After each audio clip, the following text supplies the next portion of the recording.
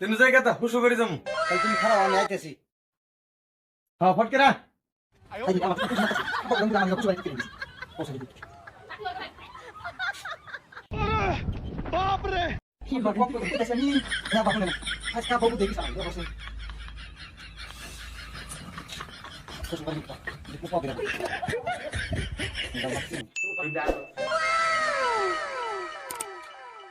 আব্বা আইছি আমি ন যাই তোর এই অবস্থা কে?